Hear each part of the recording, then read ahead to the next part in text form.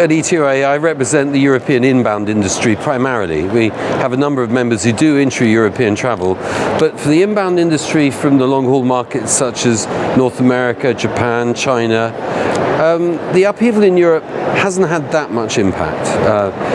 To a certain extent, the reduction in value of the euro and the pound sterling helps inbound travel, but for the long-haul market, we're not seeing much impact at all.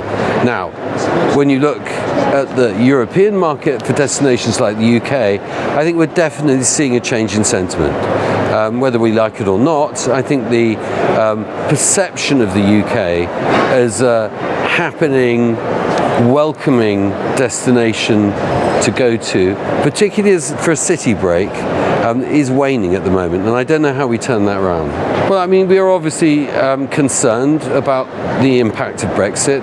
I mean, we are primarily a European organisation, but we're based in the UK, so it is a pressing concern to us. And last Thursday we organised a seminar, frankly a conference, sponsored by Bays, so it was paid for by government, and we were fortunate enough to have representatives from nearly all the major government departments handling Brexit.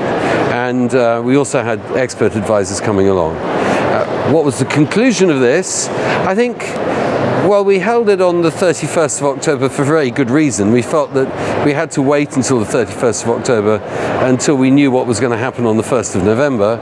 And I still think that despite the earnest attempts of everyone, what we succeeded in doing is comprehensively cataloguing the state of our ignorance. I think people who arrived slightly confused as to what Brexit meant, if they left as confused, then they understood entirely what was going on.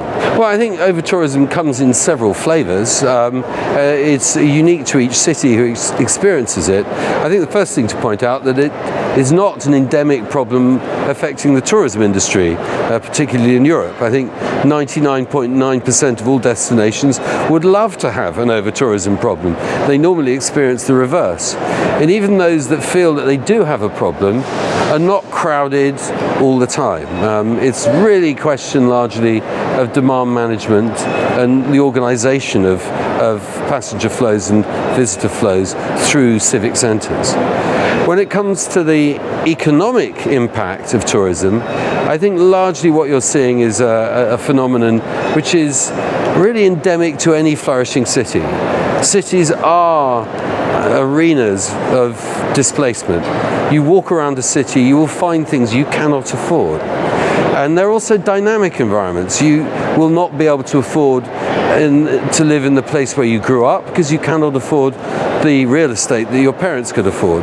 You can definitely not afford to live where your grandparents lived, and your children will not be able to afford where you live. It's a byproduct of a dynamic marketplace. Now, when tourism is a major factor, tourism is the displacing phenomenon rather than normal economic flow.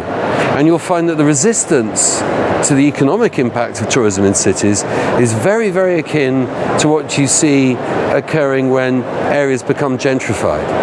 And the resentment is real, but the resentment tends to not factor in the fact that cities are mutable places. They change.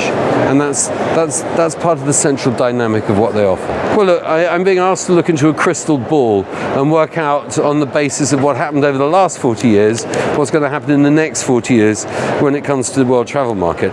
I think the world travel market will continue to thrive.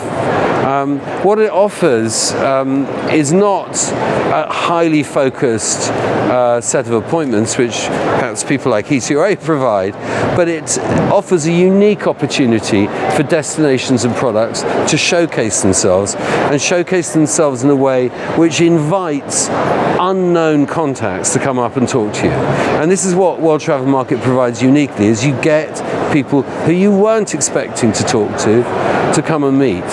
And that means you get new ideas.